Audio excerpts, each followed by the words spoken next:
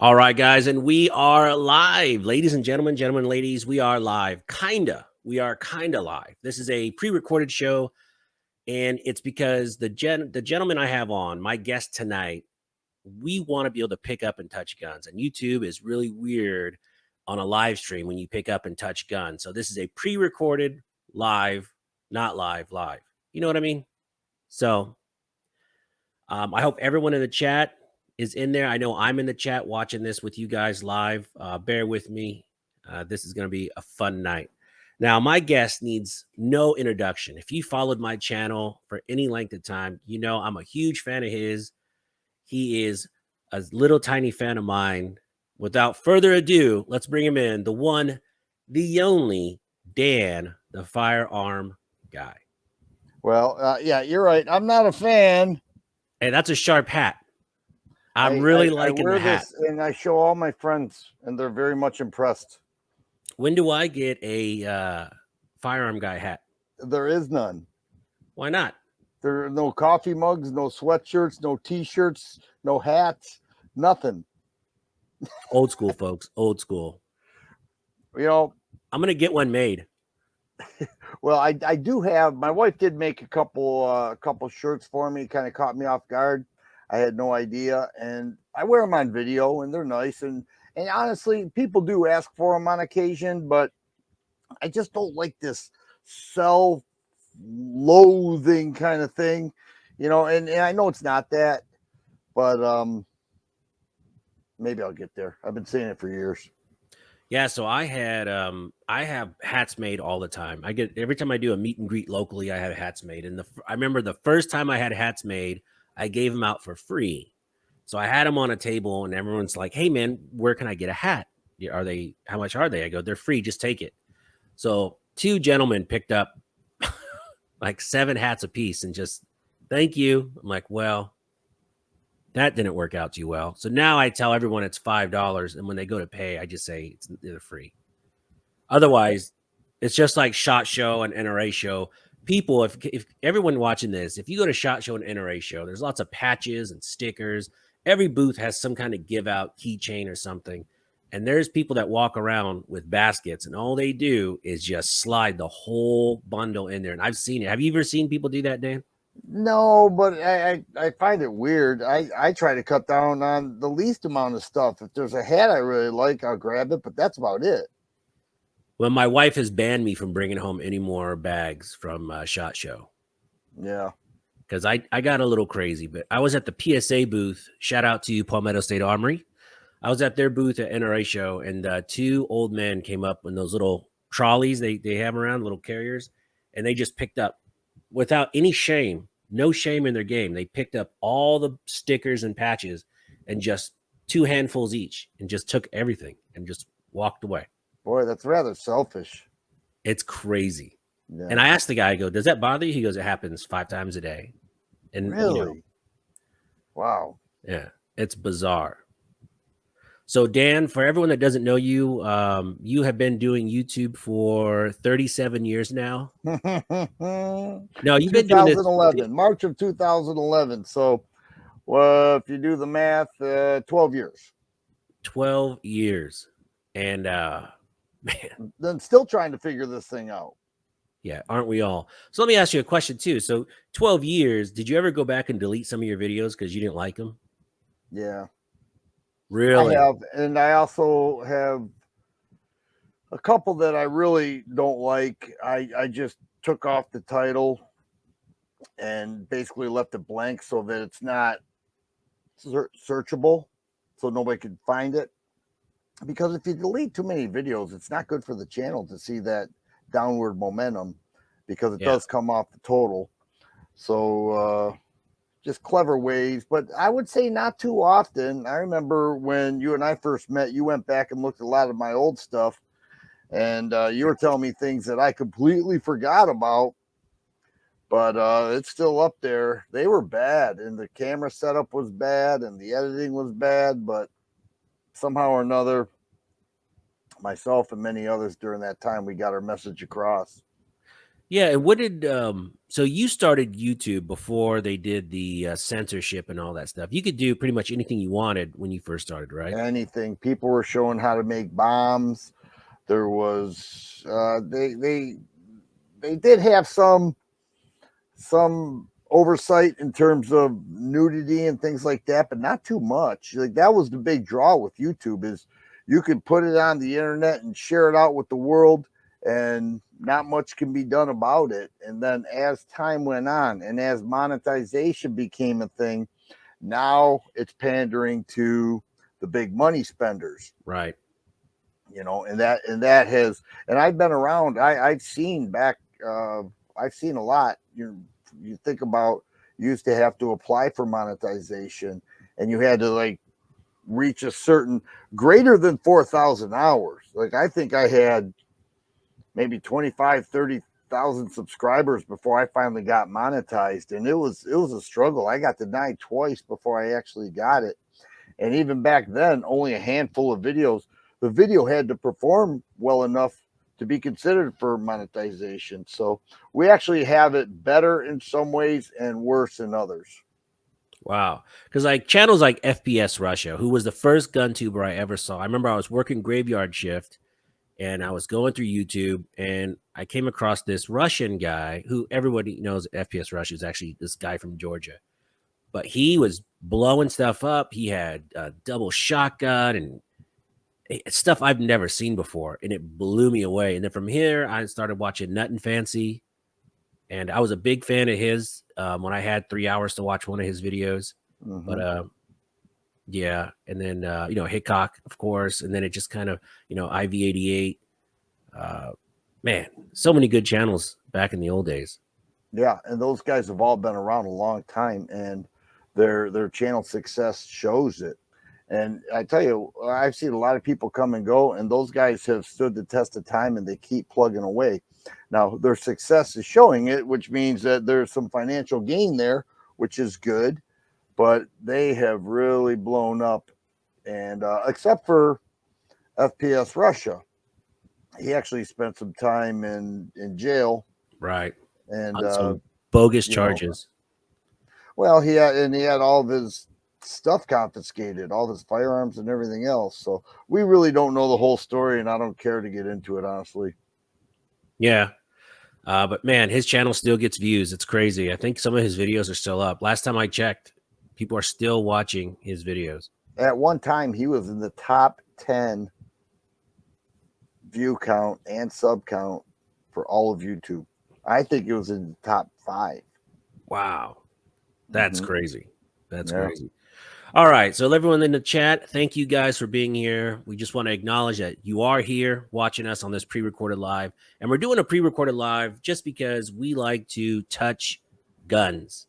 And on a live stream on YouTube, we're not allowed to touch guns. So, it's a little wonky. But today, I've got a gun that I know Dan is very familiar with that I absolutely adore. I loved it. I did a video. That video will be down in the description, the link, and then also Dan's video, his much better video on the same gun will be down there above mine in the link below. Age before beauty. That's how it works. And then all the guns that we're touching today have been cleared. They're all safe. And so this first gun is the Springfield Armory Echelon. What a great gun from Springfield Armory, Dan. And I love it. I took the flashlight off. I'm not a big fan of that light sticking out past the barrel, but man, the Springfield Armory. Oh, here's our thumbnail right here. Look at that. But man, Springfield Armory Echelon. When I first got this gun and took it to the range, I was amazed at how accurate I was able to shoot this. And I just love it. I absolutely love this gun to death. It's a very smooth shooter, and if any of the people watching this video say, "What's the big deal? It's just another polymer 9, whoop-de-doo." They will. It's just joining a large group of polymer 9mm. Actually, you really have to check it out. Now, it offers a lot. Okay, uh, currently have a 20-round magazine in there. The optic system is amazing. Now, when I first got the Walther PDP, I had to order a plate from Walther, And How much was that's it? the that's the plate. What's that? How much was it? Like 80, 100 It bucks? came with the gun, but you had to order what optic you wanted to put on there. So I had a Vortex Venom, so they sent me the appropriate plate. But you don't have to do that with this. It has this VIS system that has pins that lock in there, and you can put. Springfield says over 30 optics, but if you look at all the variants, it's so many more. Oh yeah. So this has an RMR. If I want to put the RMR in something else, and I have another Delta Point Pro footprint, I could do that. RMSC, very common optic. I could do that. I could put it on here without having a plate. It's still a direct mount. It's an incredible setup. I like the disassemble. All Super right, easy to disassemble. it's super easy, and honestly, when people were reviewing, nobody really showed this. Uh, I showed it. It's you pull this lever down after the slide's locked back. You don't need to pull the trigger, and then just pull it off. You don't have to slide it off of the frame. So easy. I can Right, have it cleaned and back together in 5 minutes. Super simple. right. My favorite feature on this gun is back here in the rear. It has this little, what do you call it? It's like a dovetail deal where you can really grip it. And it just, Oh well, Ruger calls them cocking ears. yeah, I love it. I hope every single pistol I buy in the future has it because it's so easy. You can either push it back like this, grab it like that. It's fantastic. That is probably my favorite feature on this gun. I think Ruger did start that trend. Well, shout out to Ruger, another great company I like quite a bit. Yeah, but you top it off with that grip, which has an excellent ergonomic feel. It has that same adaptive grip texturing as the Hellcats. It has points all throughout, index points. Where your trigger finger can rest, your uh, offhand thumb can rest. The Yeah. trigger itself is flat, breaks right around 5 pounds. Some people have said the upper fours. And then when you shoot it, it really stands out. It really does. And here it sounds like we're trying to make a commercial, but I know. that's This is sounding like Shilla Vision. well, but that's not the intention. I originally I was directing my comments to the people that say, "Oh, that's just another Wonder 9." I think it's pretty special. Now, may I continue, sir? Of course. Prior to the Echelon, I said this is the best polymer frame. This is the best polymer frame handgun that Springfield Armory offers. It's an XDM Elite with a 5.2 8-inch threaded barrel, and it's optic ready. It's got tall sights to co-witness. It's got the flat trigger, 22 round magazines, and a great package. Offers a ton. And when I got this, I'm like, I was so excited because I'm like, I now have the best.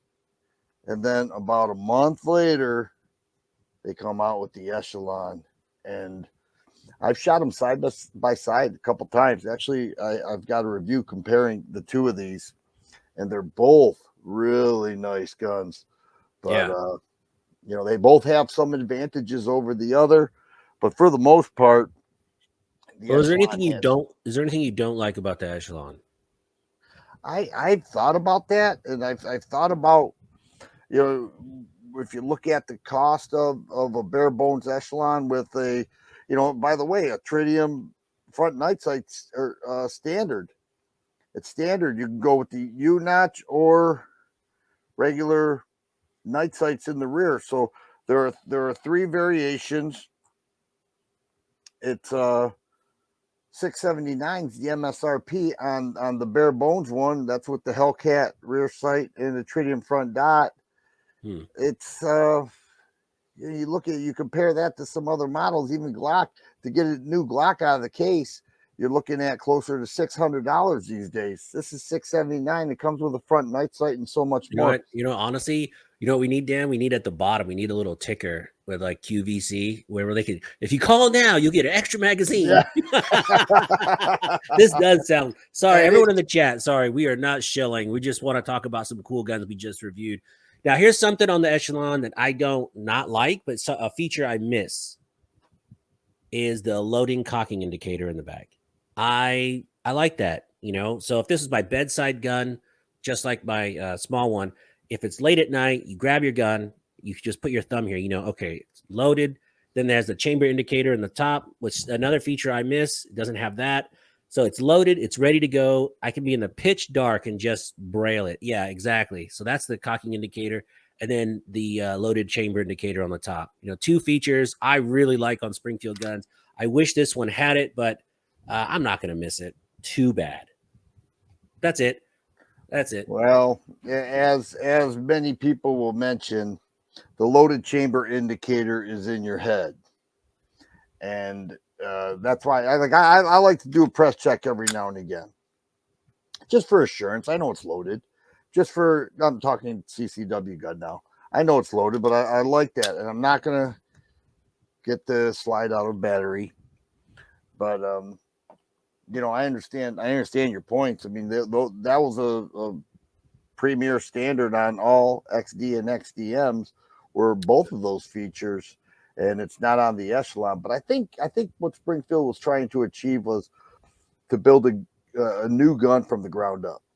100%. All right, now I do have one bone to pick with you, sir. Okay.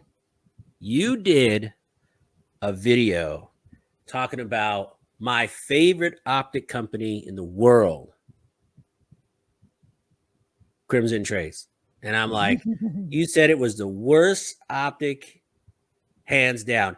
And I got to admit, the budget Crimson Trace optics are terrible. I don't like them at all. But when you step up to a little bit nicer Crimson Trace, it's a good optic. The thing I don't like about them is they don't have shake awake. So you got to hit the button. For a range gun, it's fine. It works great. It holds 0. But for like a self-defense, I could only get one with shake awake. They have one with shake awake. I was on the site today, and I believe it has a doctor footprint, and it's not cheap either. It's expensive. I'd rather get a Hollow Sun at that price point. Yeah. Well, I stand by my video. Everything that I said was true.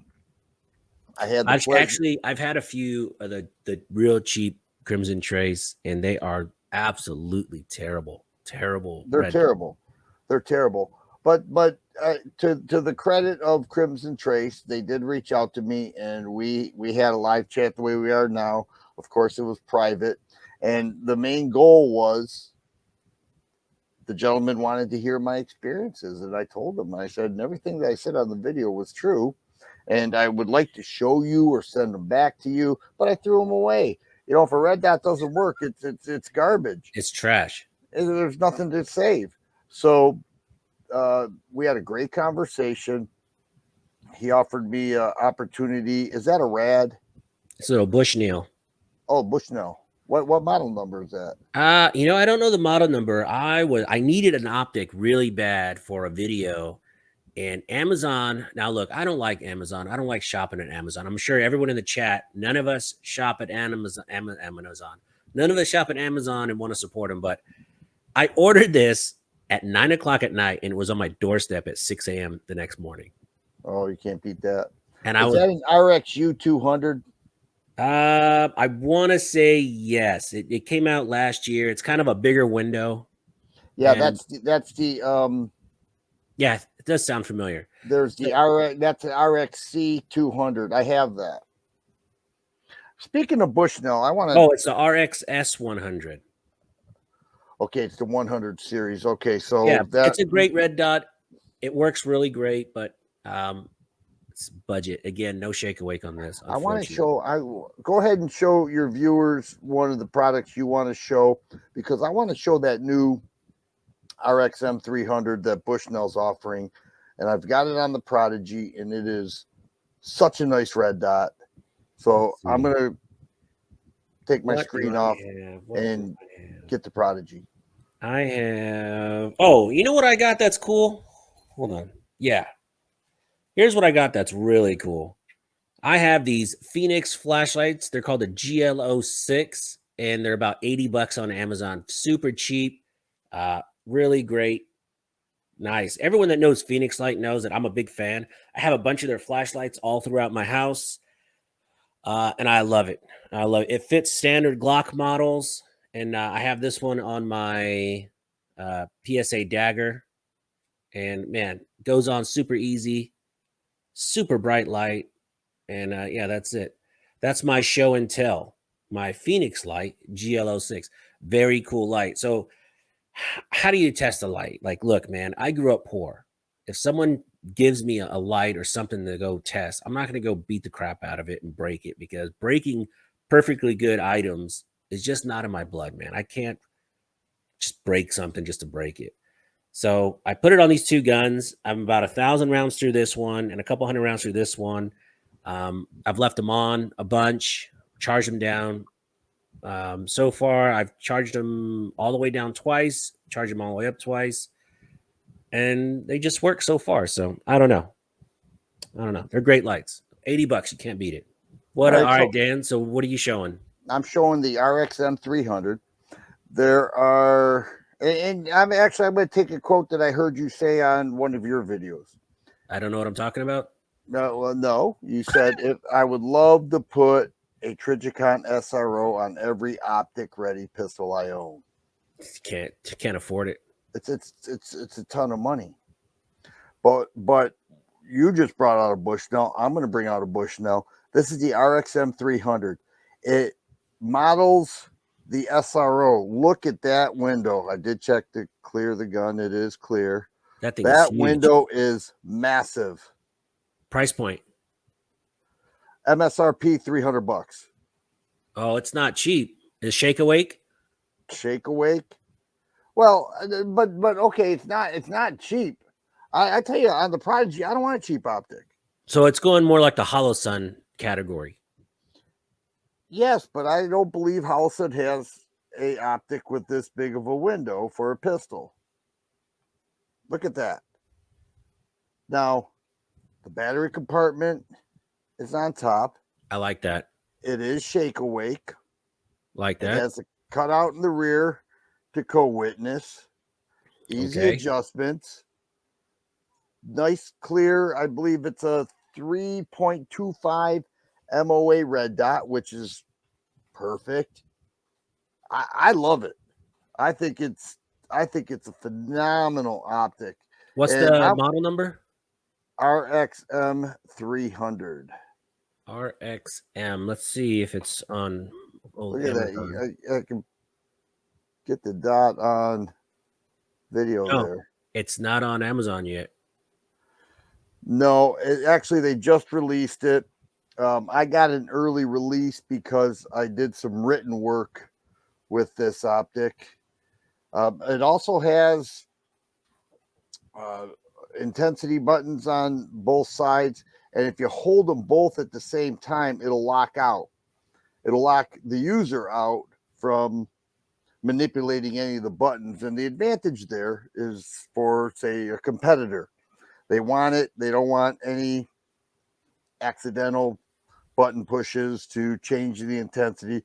You can Right. lock yourself out, and the buttons are not going to interfere with the holster anyway, but you can lock yourself out so that anything touched on the optic will not change the intensity of that red dot. But the huge glass, the rugged feel, it's very strong. Feels stronger than an SRO. Comes with this rubber cap. All right, it's a nice optic, and I think at $300 for MSRP, if the store price is $270, maybe $250 online somewhere, hey, if you want that big glass, you just hold that up and that dot comes to you. Yeah, And that's what I like about the SRO too, is that it's that glass is so big, it's easy to shoot. right. Yeah, you line it up and it just you focus right on it because it's right in your line of sight. So that's what I wanted to show, especially after you showed that Bushnell. Yeah. All right, everyone in the chat. Here's a question for the chat. Everyone watching right now, do you run? I know you're all concealed carriers, of course. Do you run an optic on your CCW pistol? Everyone in the chat, let's see. So everyone in the chat, please, do you run a red dot on your CCW pistol? I'm curious to know because I just started. I kind of fought the whole red dot revolution for a while, and now I can't shoot without them. I love them. What about you, Dan? Did you fight the red dot revolution too? Oh, big time. When did you start shooting red dots? A couple years ago. I figured I wanted to see what the big deal is. I had a couple buddies that had them, and I was blown away. I will say I've got this handgun that I picked up a couple days ago. It is not optic ready, and I'm not changing the subject here. People in the chat, what is this? Oh, it's another Polymer 9. Big deal. Well, you're not wrong. That looks like the HS2000. It's a BRG Elite, BRG 9 Elite. Okay. VRG. BRG. Who makes Imported that? by VRG? Buffalo Cartridge Company out of Findlay, Ohio. It's a Turkish made handgun. 16 rounds, 4-inch barrel.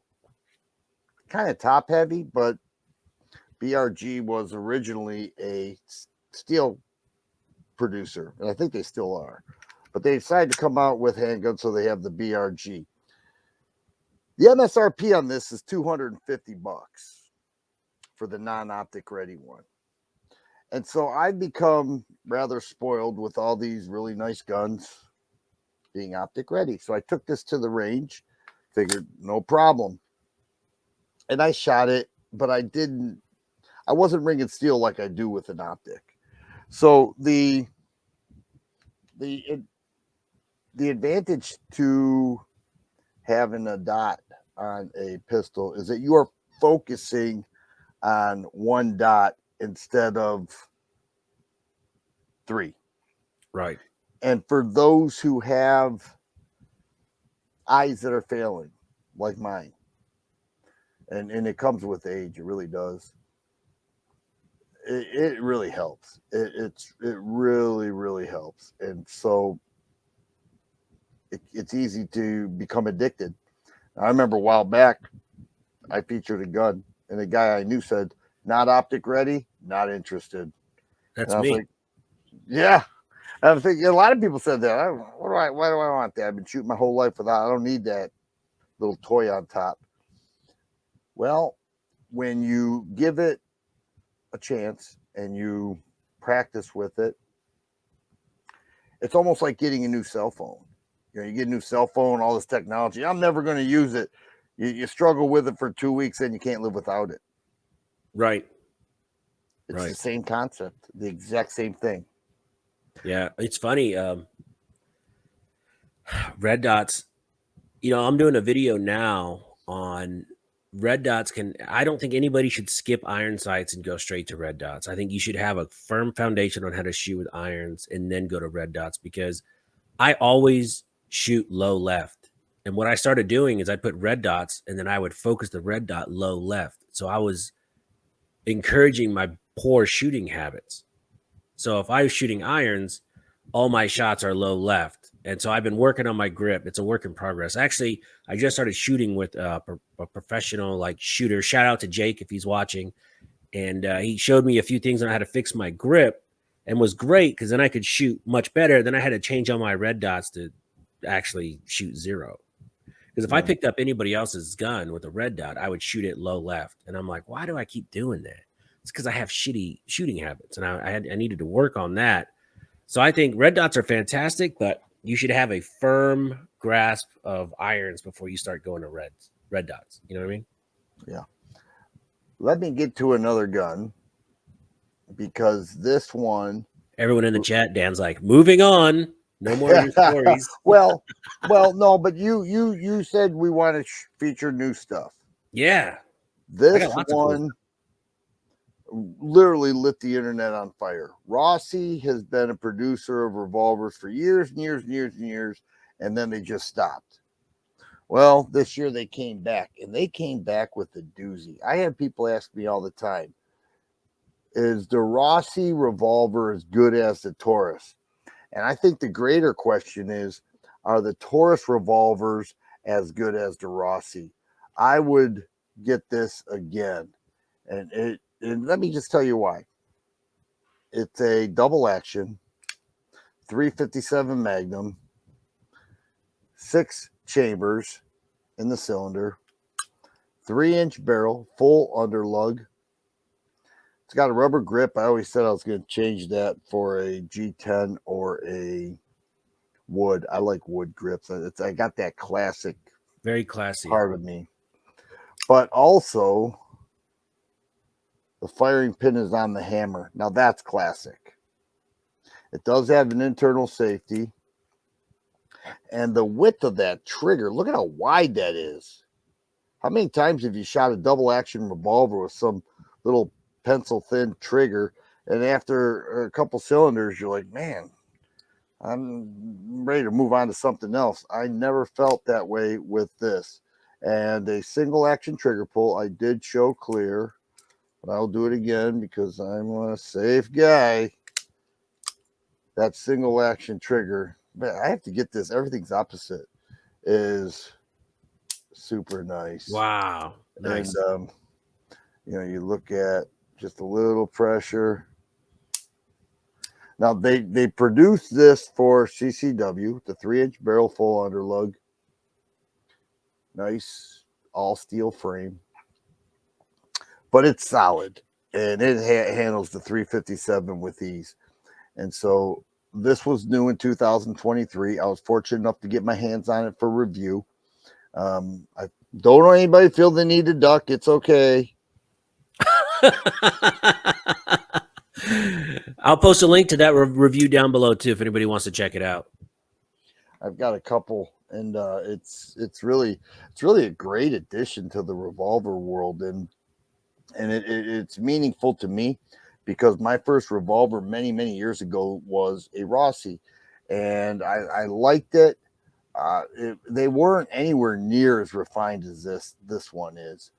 And we always say that things were made better in the past. And if we're talking about a refrigerator, 100% true. But this model right here is far superior from the one I had 20 years ago. So the Rossi's back. They made that. It's called the RP63. And the large one with a 6-inch barrel. I can't remember the name of that right now, but maybe you can put some text into it. And a lot of people who got that said it's sweet. MSRP $461 for a stainless steel double action 6-chamber 357 Magnum. I just thought it was worth bringing out today and sharing with your people. And if you call now, folks, you can get 2 for that price. Limited time free off. shipping and free shipping. Case of ammo. Yeah. What's interesting to me is, why don't you bring out a revolver? I think that would be a good idea. Your followers may like to see a revolver. Go ahead. I don't have any revolvers. But that's what I wanted to tell you. I found 3 boxes of 357. I don't know why I have them. And I have 4 boxes of 38 special. I don't know why I have them. I've never owned, I have owned revolvers very short times, but I don't ever remember buying that ammo. So I need to, I guess, either get some revolvers, man. I need to get some revolvers on the. Oh man, you're killing me. Now I done did it. Hang on. This is a show and tell, right? Sure. Okay. Stay with me. We are in for a treat, folks. Everyone in the chat, bear with us. I know we're doing infomercials, but man, I just want to show cool stuff. And when you do lives, you can't touch anything. I'm so scared of getting like demonetized or strikes on the channel. But will you please explain to your followers the differences? Because people think we're being babies about demonetizing because we're not getting our $2. Okay, so when you do YouTube, you're allowed to have 3 strikes on your channel. Your 3rd strike, your channel's taken down. It's not hard to get a strike, but if you do something bad, you get a strike, or your video can get taken down, and it'll give you like a temporary strikes, not like a serious one. So, like say if we're doing a live stream and we pick up a shotgun or a gun and show it, if someone at YouTube sees it, they take it down, and they could give you a strike for that because you broke the YouTube rules, algorithm rules.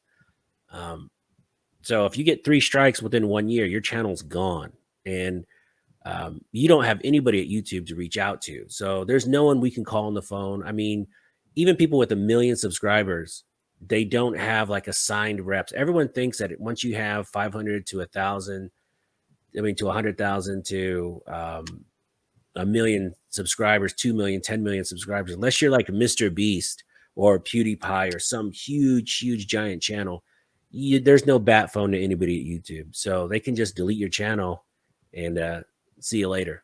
Or they demonetize it. When they demonetize a video, so if I put a video out on XYZ and it gets demonetized, that means it's yellowed out. And if YouTube can't put ads on your videos, then they won't show your videos. So anybody that's already a subscriber to my channel can watch the video, right? So instead of 5,000 views, it might get 300 views. But if YouTube can't put ads on it, they're not going to push it out to new people. So that's why having your videos greenlit is so important. So they go out to everybody, and this costs a lot of money, time, effort to put these videos together.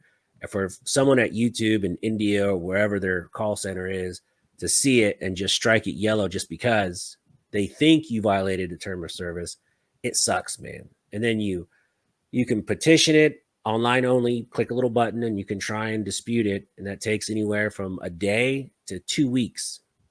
So your video just kind of sits in limbo. And Dan, why do we even do YouTube, man? A lot of it's time sensitive. You may have a new release handgun. You want to be on the cutting edge of that. You work your butt off to get all this. You spend a ton of money in ammo. You pay for range fees and any other accessories that you get because you want to show the gun and all of its potential. And when we speak about not pushing it out, that means it's not going to end up on the sidebars. So if your Echelon video is not next to Suches, who has 100,000 views, it's not going to reach as many people, and that's what hurts. And people say, "Well, I miss the days when nobody cared about monetization." Well, yeah, perhaps that's so, but the monetization is not necessarily the monetizing part that's the issue.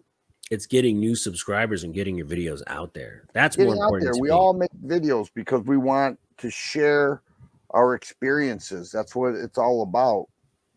And when you can't do that, then it's frustrating. Yeah, it sucks. So All right, everyone I'm in the ready. chat, yeah, that's why. That's why. What is that? This is my baby. This is a 1991 Colt Python. Oh, you told me about that gun. You stole it from somebody. No, I didn't. Well, hey, I got it in the right at the right time at the right place. And you know what the greatest compliment I got was? I had to wait to see if this guy's son was going to turn it down. And he did. He turned it down. He didn't want to pay for it at that time. And I get it. It's an expensive gun.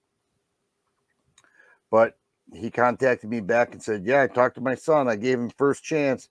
He said no. So if you want it, it's yours." I said, "What's the price point on that?" "Well, that's a good question.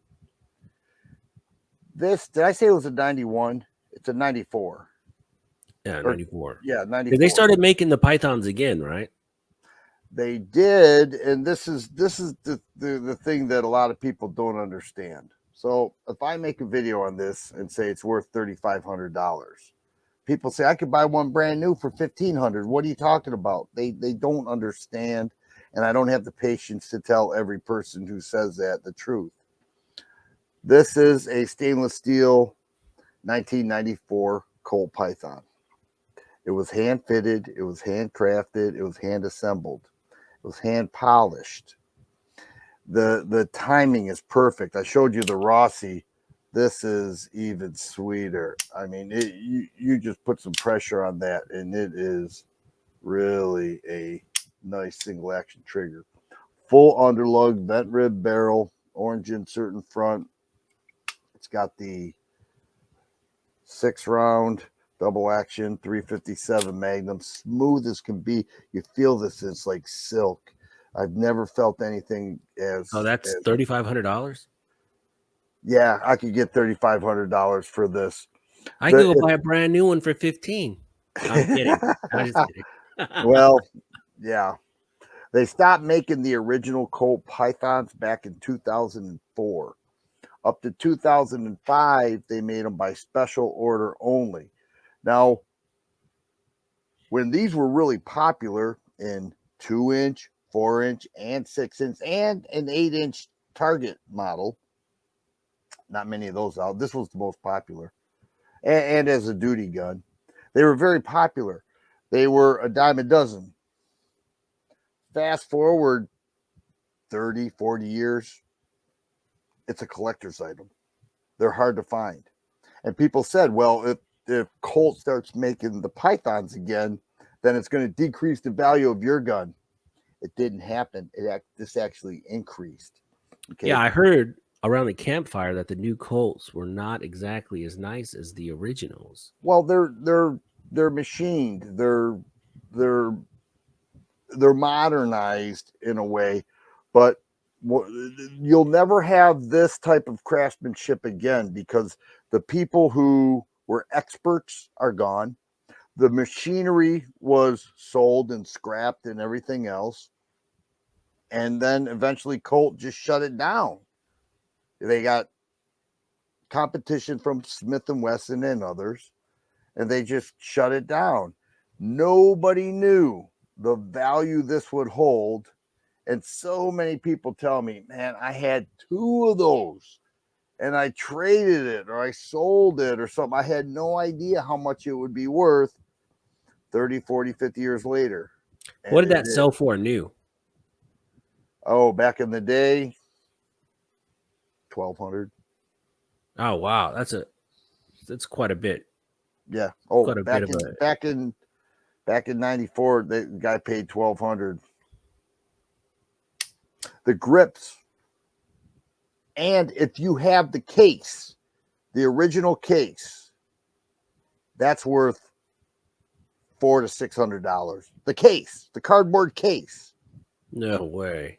Yeah, and so in the early '90s, there was a small run where they put whole grips, and I bought it with whole grips. It had the Colt medallion on there and everything else, but I could not take rubber grips on this Python. So the first thing I did was buy wood grips off of Gunbroker that were not original grips, but I needed wood grips, and I paid like $90 just to get these sweet looking wood grips. And these medallions are no big deal. You can get those anywhere. So these companies, they get these medallions. They're just these little pencil, very thin. They pop them on there. So it had that. I'm like, okay, I have wood grips. Now I have to get the original Colt Python grips. On average, just for original Colt Python grips, $500. What? And this one's a little scuffed up on this side. Those are the original grips. These are original Colt Python grips. Not to that gun, but not to this gun, but they are interchangeable. So that part doesn't matter. Of course, they're not serialized. So if I took these off and put other Colt Python, original Colt Python grips, it would not change the value.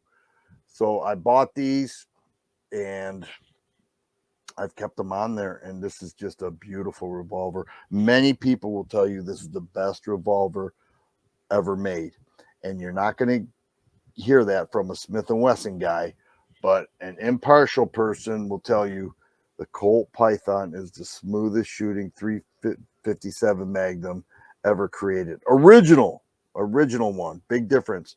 And when they came out with the Colt Python, actually, I don't think those are selling very well, honestly. But speculation was this would decrease in value. It's increased in value.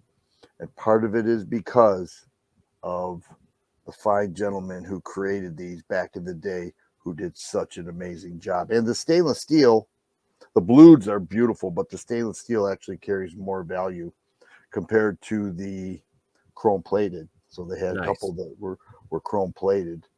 But yeah, Very nice. this is my treasure right there. All right, everyone in the chat, are you revolver guys?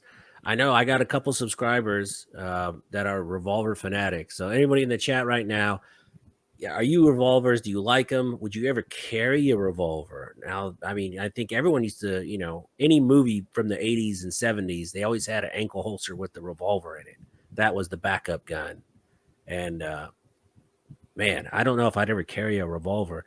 I had one in my car for a while as like my truck gun, because I just figured a revolver, it always goes bang. You don't have to worry about things breaking or it being oiled and all that stuff. I mean, it's just always it's always going to work. Careful. Well, that was my presumption at the time. Well, Someone everybody says that. Yeah, everybody says that. The Someone timing talked me goes out of off that. on those, and you're not shooting anything. Yeah, see, that's what I do. Smash time. We're spreading rumors, one rumor at a time. Well, it also was the Miami shootout that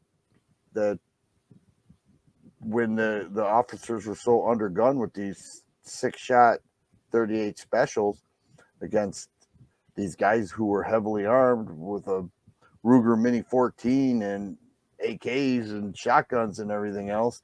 These guys are shooting squirt guns at the it wasn't even close. So, Yeah, I was watching the Hollywood shootout. So the North Hollywood shootout, you remember that one where those two guys were just geared out head to toe. oh yeah, they were walking around. They were yeah. It high wasn't on until somebody drugs. got shot in the neck that Yeah. it finally put them down. I remember watching that live too. They were just walking around shooting with no fear of being shot. Yeah. There's a museum in LA County. I think it's the LAPD has a whole museum dedicated to the North Hollywood shootout with cars and the guns and everything. It's all behind glass. I think it's at the precinct or something. Wow. Yeah, very cool. I'm sure it's on YouTube somewhere. All right, Dan. So what else you got? Anything else good? I got a couple rifles from Springfield. Oh yeah. Springfield was heavy with releases this year. I mean, and last year. Now you've been around for a long time. Well, sorry, it sounded bad. You've been around for a while. Has this year kind of been lackluster as far as releases from everybody? No, I wouldn't say so. You saw a resurgence of the 5.7 by 28 millimeter. We saw Ruger come out with some good stuff. Even the Security 380. We saw, well, you got a 5.7 carbine, a Ruger. Then you saw what they did with the Marlin line. Right. We saw Henry come out with a revolver and a Homesteader carbine. We saw Versa expand into long guns, including 5.56 and then 9 millimeter called the Bar 9. No, we actually saw quite a bit, and not only was it specific to handguns, even though everybody came out with their newest handgun, which has been going on for years, by the way, it's nothing new.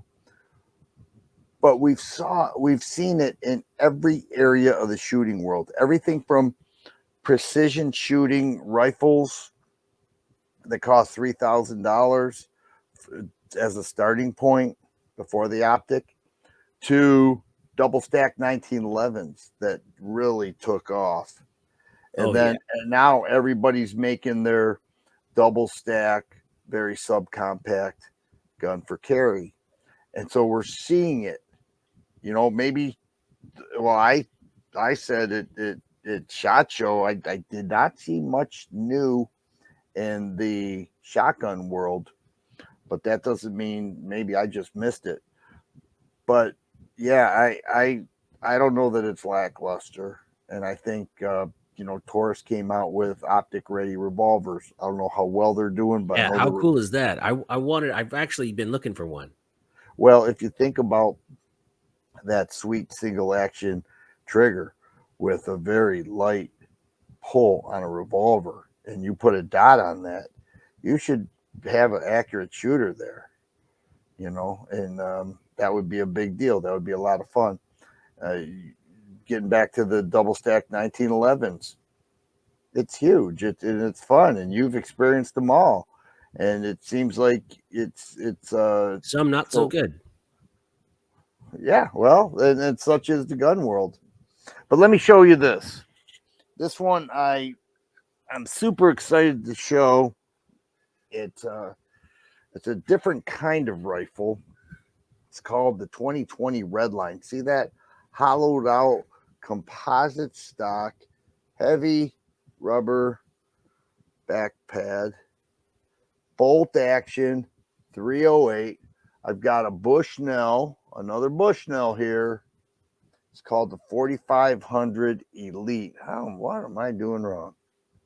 4500 Elite. It's a 2.5 by 10 by 40 millimeter objective lens. It's got a carbon fiber rolled wrap around the barrel, which is 16 inches. That's factory. Yeah, that's compensated. And I have a Harris bipod on there. Harris makes good bipod, by the way. I've got a couple Harrises, and They won't break the bank. yeah, but it's also like you can go with a Caldwell and pay 50%, which is what I first saw the Caldwell, because you have to get the kind that attaches to the sling stud with this model anyways. Right. And Springfield's smart enough to put another sling stud back here so you could use it for a sling. So you attach it, but the Harris bipod, you're looking at anywhere between 110 and 160 depending on the model and the attachment points. But I really like it. I think Harris does a great job. You can get a Caldwell for $50. It'll get you to the range and back, but I just trust Harris. I've always liked Harris. Optic Bushnell. The draw here is that it is very, very light. And if you're the type of guy that has to walk a half mile to your blind, you'll appreciate it. When I shot it, I felt like I did really well. I only stretched out to 300 yards. I understand that what just fell off there? Great. You just broke it, folks. You saw that. Everyone witnessed that. It's my optic cover. My optic cover. But when I shot it, I was punching holes into holes first at 125. At 300, I didn't do that. I wouldn't expect to do that at 300, given the environment and the wind, and Right. it wasn't necessarily all match grade ammo, but a very nice bolt action, lightweight 308 that I didn't think kicked very much at all. I thought it was fine. I was expecting Well, then more. again, too, if your rifle's sighted in and you're just out there hunting, you don't want a heavy rifle. And then if it kicks a little bit, if you're out there hunting with it, it's not like you're shooting 20, 30 rounds through it in a day, So Right. it's not that big of a deal. If you want to just go target shoot at the range, you're going to want something a little heavier, I think.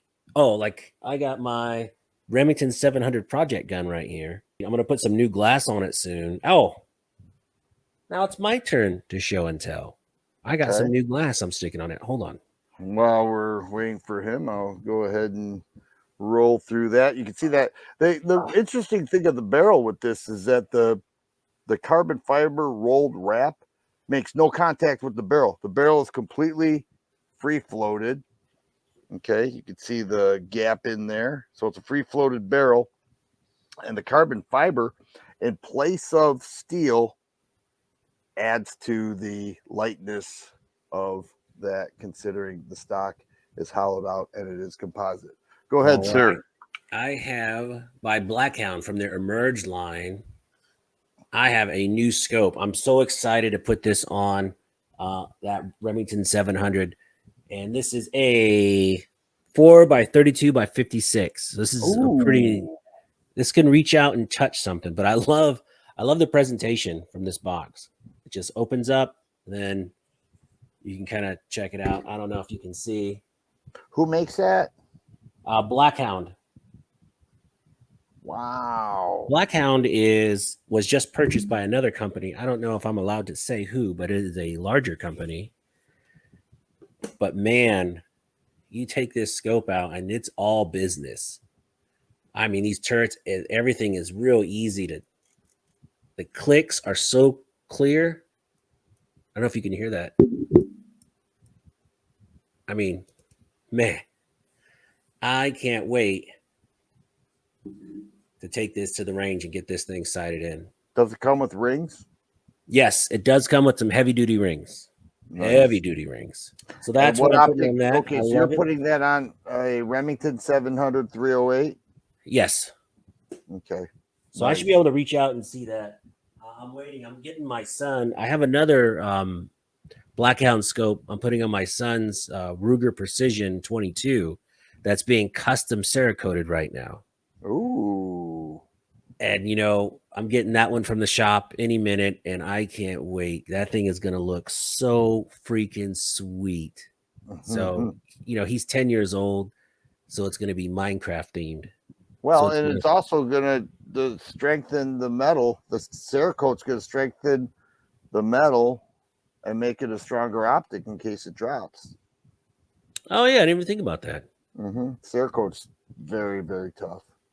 Very cool. Very cool stuff. What else do I have? I have talked about the Phoenix Light. I think that's about it. So check this out. Alpha Gear has been pushing these watches all over Instagram and YouTube, and they sent me one, right? And so I'm reviewing this Alpha Gear watch, and so far so good. I like it. It's missing a couple features. A lot of people were saying it's just as good as an Apple Watch and a Samsung. It's not quite there. And the budget, it's not even near the same price as those watches. It's a good basic watch. Like if you don't want all the fancy bells and whistles that an Apple Watch will do and a Samsung, so far, I mean, I got another week testing it. I'm testing the walking feature now. Because basically when I have a smartwatch, I want it to count my steps. And that's about it. Count my steps. And I'm not too thrilled that there's not a whole lot of different faces you can put on it, but it's a budget watch. It's made to be rugged, not to be super. How much was that watch? It's about 129, 139. It's the Raptor smartwatch by Alpha Gear. So far, so good. So I got another week and a half, 2 weeks goofing with this. Yeah, now I'll put a review out. I don't think anybody's gonna watch it, but I'm might as well do a nice review. Yeah. All right. Well, this is another Springfield rifle, chambered 22 long rifle called the 2020 Rimfire. And I like it. It's really different. It's really interesting because when you hold this next to the 2020 Redline in 308, this is so much heavier. And it comes with a Springfield made 10 round rotary mag. Okay. Looks like It's very 1022 ish. Correct. Are they interchangeable? I threw a BX25 mag in here and it did not work. Okay. So I'm going to say through my experiences, no, because that's the Ruger mag. So I do have the 10 rounders. I should have tried, but I haven't. Once again, it's a bolt action, similar bolt, 90-degree throw. It's got a polymer with a bull barrel that is threaded. With my review, I shot it suppressed. They call this an interrupted pick rail. And on the rear, it fits perfect. I've got this Hunt World USA. HWU Saturn. Hunt World USA, is that an optic company? Yeah, they're out of Miami, Florida, small company. But they came up with this ACOG copy. Now, we talked earlier about expensive optics. An ACOG will cost you between $1,200 to $1,500. Yeah. So if you're ever going to get a copy of something that is quality made, it's probably a good move. Unless it's your primary rifle and you want an ACOG. And if that's the case, I don't blame you. But this is built extremely rugged. It's heavy duty. It's got a rail on top if you want to put a secondary optic. Easy adjustments. That fiber optic roll there takes in the ambient light. It gives you a illuminated reticle. It does have a BDC, all right, bullet drop compensator. Nice crosshairs. It's a 4-power with a 32 millimeter objective lens. Nice mounting system. What's the Easy. price on that bad boy? $300. But TFG 30 will get you $30 off. Oh, look at that promo code TFG30. Look at that. Saturn. God, It's called the Saturn. You know what's funny? This video is starting to sound like an infomercial. I can Well, hear people in the chat now. True. But if you know what, we could do the same. We could do the same type of video and in advance talk about things we don't like. Today we said we were talking about things that are newer and things that we like. So it's not necessarily an infomercial. But anyways, this is the 2020 Redline by Springfield. It's a bolt action 22 revolver with a bull barrel that is threaded. How much is that? $424. It's less expensive than a Ruger 1022. That's not too bad. $424. Ruger 1022 is semi-auto, but this is about $65 less than the tactical model of the 1022. And if you look, Ruger really raised their prices on a lot of their items, big time. And so what used to be $300, you used to get a 1022 for $220 for a basic one, and then the one with the bull barrel is under 300, $289. Are you talking brand new? Yeah. To this day? No, not now. No, you're talking back in the day, right? 6 years ago, 7 years ago, you could get a Ruger 1022. Is pretty inexpensive. Yeah, right. Nice. All right, so let's talk about something you don't like. What disappointed you this year? An optic called the Crimson Trace CTS 1500. We already went over that, Dan. I just happen to have it here. A lot of people compare this gun to a TSAS, and I had the TSAS for a short while. I sold it to my cousin. The BRG, I only had it to the range one time. I did okay with it. The big draw here is they're stepping in the high point space. $250. Now, it has a grip safety. It has the cocked striker indicator, has decent sights, has loaded chamber indicator, a pick rail, a flat trigger. It's if I recall properly, it's about a 5.5 pound trigger. It's not bad. It fed, fired, and ejected everything at the range. Easy disassemble. 16 round magazines, $250, and that's the MSRP. I traded for it locally, and I'm happy to get it, but I don't know that I'm going to keep it because I don't know. I guess I was overzealous and expecting it to be awesome. And some people say it is, but I just didn't feel it. Only one time at the range. That's not fair either, because there have been times when I have gone to the range and it's like, I don't know. Then the next time I'm like, whoa, this is great. So I don't know if that's going to be the case with that. Maybe so, Well, maybe that's not not. something you hate. That's just something that's just kind of disappointing. Yeah, well, I didn't get to think in advance about something I hate. Um, Well, here's something. Okay, so here's something I changed my opinion on was the Bull Armory SAS2.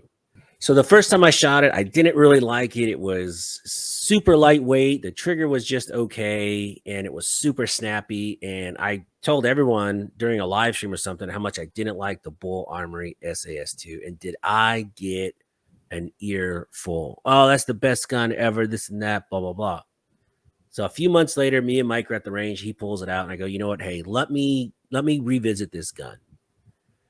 And then I thought about it too. I was just shooting a bunch of really nice, heavy, double stack 9mm 1911s. And then I was shooting this ultralight, snappy pistol. Of course, it's going to feel different. in 45, right? No, it was a 9mm. Oh, Yeah. So uh, I tell you what, I shot it again and I changed my opinion. After the second or third magazine, my groupings got a lot tighter. I got used to the trigger. And it's not a bullseye gun. I was putting the target way out trying to shoot it the first time, and I was all over the place because it's not a bullseye gun. It's a self-defense gun. It's made for what, 10 yards, 10 yards and in. And my opinion completely changed on that gun. But I did poop on it at first, but I'm glad I went back and revisited it. yeah. Well, and that happens. That really does happen. Where I can recall numerous times I was like, I don't know, and that's the difference too. You go to the range with 6, 7, 8 guns, and these are other guns you're familiar with, and you're shooting like you had hoped, and then you got this new one, and you never really gave it time and the rounds needed to really learn the gun. So you don't do as well, and you're like, I don't know if I like it. But then you go there and you pull that one out first.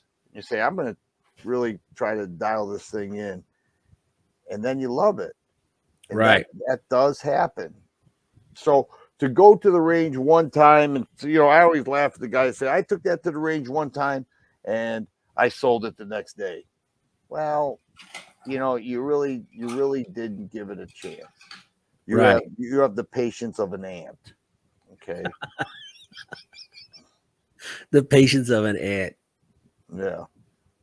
Nice. So what else? What else product wise do we have? On my side, I don't have a lot. I'm doing an upper build with a bunch of stuff from Fortis Manufacturing. Nice.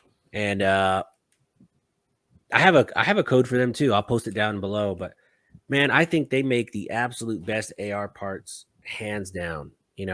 If you want a bougie AR, something super. Every time I take out that Fortis AR-15, everyone at the gun range stops what they're doing and they all come down and check it out because when they see the red, the black accents, and the carbon fiber bits, man, they're just like, "What is that?" It's an attention grabber. It's gorgeous. It really is. It's a cool gun. I love it. Fortis makes some of the coolest stuff, and it's real carbon fiber too. It's not like BS. Yeah, there are optics over there. There are little tinkering things, but I think we covered all the bases. Yeah. So what else you got coming up? Well, I've got the BRG Elite. I've got the comparison with the Echelon and the XDM Elite. I'm going to bring back some zombie stuff. I've got some ideas with some zombie stuff, and I have to give you credit. This guy right there, see that? This guy right there. This hat's for sale, by the way. Yep, It's for yep. sale. Don't forget to include shipping. What, Um, $1.99? I've got when Smash Time and I first met, he invited me on to one of his live shows, and he took a deep dive into some of my older videos, and he gave me some advice. He said, "Why don't you remake some of those?" And I was like, "Oh, that's a great idea. That's a great idea." I never did anything, but one is going to be remade this weekend, and I'm actually kind of looking forward to it. It's going to cost me a little bit of money to do it the way I want to do it, I can't wait to see it. Is it? Is it the zombie one I'm thinking about? Probably. Oh, this is gonna be great. But I have a flamethrower now, Nice. so so I'm gonna have fun. Don's gonna help me out, and then I'm encouraging Don to do one himself using the exact same thing. Uh, five things. Basically, I'll just share it. 5 things needed for the zombie apocalypse. Nice. And we talked on the phone, and we have our plan, and now it's getting I have to scavenger hunt a little bit to get certain things to make it. We want to make a real good video, and That's so awesome, man. and That's then we're going to outstanding. destroy everything. So anything that we buy, we have to destroy it, and Of then course. eventually set it on fire with a flamethrower. So there's a little more to this, and then we have to have an empty range, because if some liberal sees these guys with a flamethrower 20 feet away putting up some fake zombie into the dust, they could call the fire. Who knows? I don't see it. You've been to that range. I don't see it happening, but you never know. Yeah, yeah. Plus, I think in November, mid-November, I might be making a trek up there. Don't forget, mid-November is cold, like cold. Come in October if All you right, I can might be able to swing it. October. Well, like last year, we came up. Like I thought the plan was perfect. Meet me at my work. Bam, straight up. That was so cold. I'm preloading all the mags this time. That's that's the miserable part. It wasn't shooting, it wasn't being in the cold, but there's one part I was shooting the God, what was that gun? The very bargain price. X-Star. I was shooting the X-Star EP9, and I have the video. Halfway through the video, I could feel my nose booger come out, and it was freezing, and my mouth was hurting so bad. And I just said, you know what? Forget it. I was like, I'm not doing any more videos. I'm done. I was done. And then loading the mags in the cold was miserable. That is true. And at least we had a vehicle to go into to warm up. With my range on a farm, if it was raining, I have to hike it back 200 yards, and it's just me, myself, and I in this open farm like field with wind blistering and loading the mags. And we're talking, it was 22 degrees. It was just windy that made it cold. We were there, but it was like 20 something degrees, 25.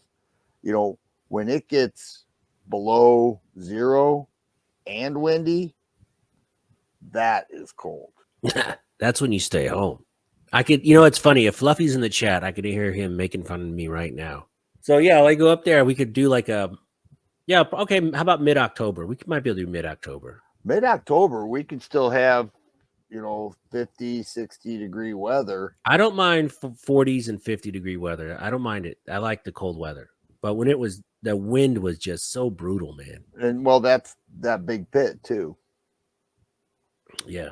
Bring your Remington 700, and I'll bring the 2020 Redline. We'll reach out. You could stretch out the 300 yards comfortably on that without having to go. You may be able to squeak out another 25 yards, but 300 is good. We'll hit a plate like that. Love you times infinity. I win. My kids, every night they say, love you times infinity. Whoever says it first wins. Oh, cute. Go to bed. I win. I win again. I always win. Yeah, I think it'd be fun. We'll bring a bunch of guns. Today is an extremely exciting day for me. I just put a deposit down on my Atlas. Really? I just bought an Atlas, so it's going to be made. I might have it July, August, September. I might have it by the time. Yeah, I might have it by that trip. I can't wait because after shooting Mike's Atlas, Athena, I tell you, Dan, That gun is on a different level than anything I've shot. And I've shot a lot of double stack nines. I shot a lot of polymer guns, and that it's now look, I'm a masterpiece fanatic, and the masterpiece is a phenomenal gun, but nothing can beat that buttery smooth slide of that Atlas Athena. Not even close. It Have is. you ever shot a Legion Precision? That's an inside joke to everybody. Yes, I have actually, and hence buying the Atlas right now. Yeah. We won't go too far into the details, but let's just say that gun did not work out as I had originally planned it to. So I saved up a few extra pennies, and now I am buying an Atlas. Not Athena. I'm going to get the Titan, the Atlas Titan, 5-inch piece of pure magic. Nice. Yeah, can't wait. Can't wait. It's a huge investment, but man, I just want that one great pistol. I can't wait. It's gonna be so excited. I got to talk to him too. If I'm ever make my way up there, they'll let me go on a little tour of their facility. But you have a TS2. That thing's great.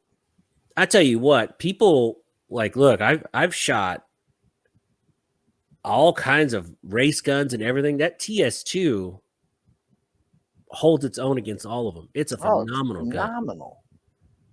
It's I so can't believe nice. they discontinued. Maybe people were buying it. Well, you know what? I don't think they just came out with different color grips. Did you ever get yourself one? No. One thing I don't understand, maybe you could answer this for me. There's a guy locally selling one in orange. But The are orange they grip? all optic ready? No, Can you they're not. no. Right, but you can't put the hardware on there to do that over the slide optic.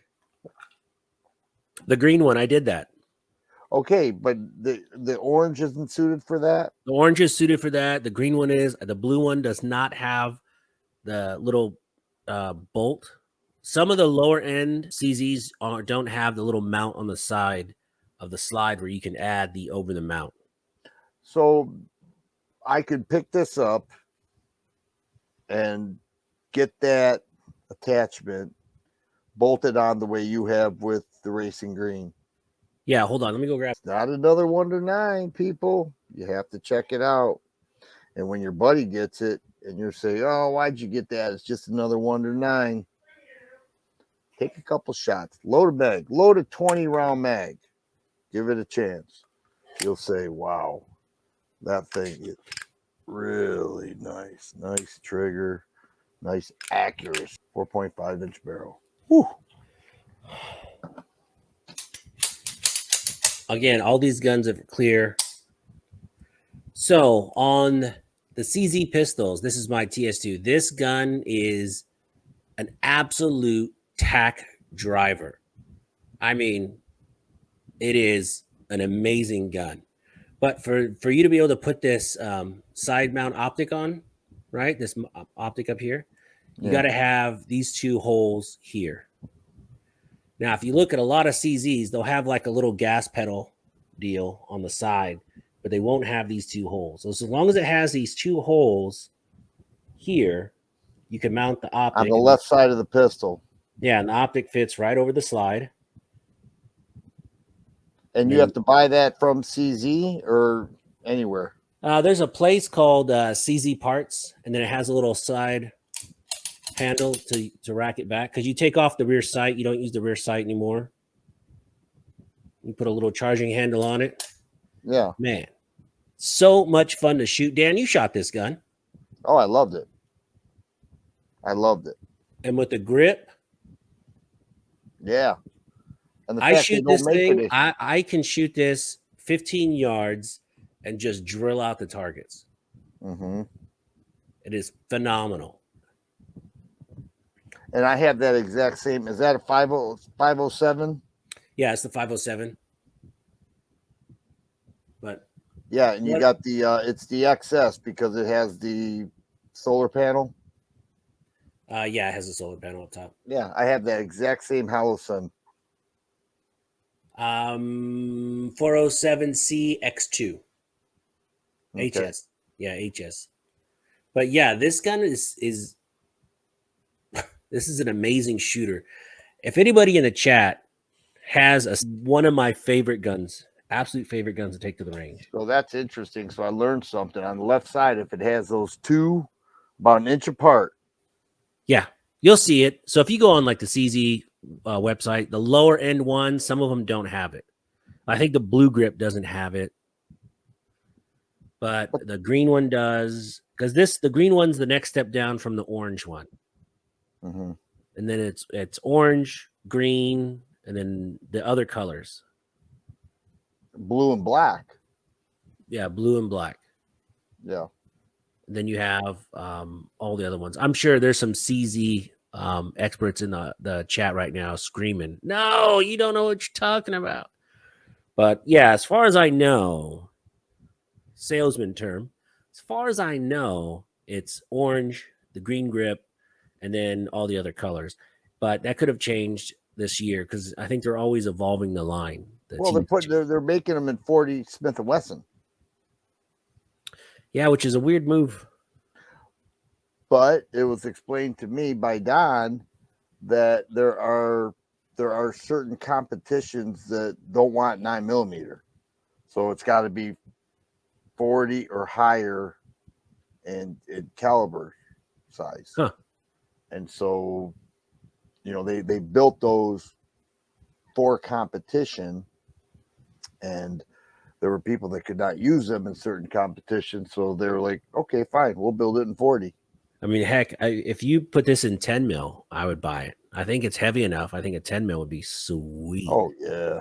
All right, Dan. Hey, I know you got to run. It's late. I just want to say thank you so much for coming on. This has been a lot of fun. It's nice to be able to talk about guns and touch guns and do all this stuff. Everyone in the chat, thank you for bearing with us on this not so live. I appreciate every single one of you guys in here.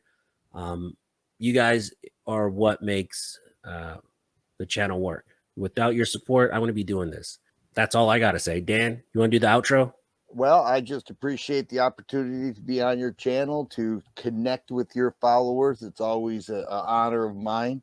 And so I appreciate that. Appreciate you. And I had fun today. So thank you. And thanks everybody for watching and listening to us. And I always appreciate a thumbs up.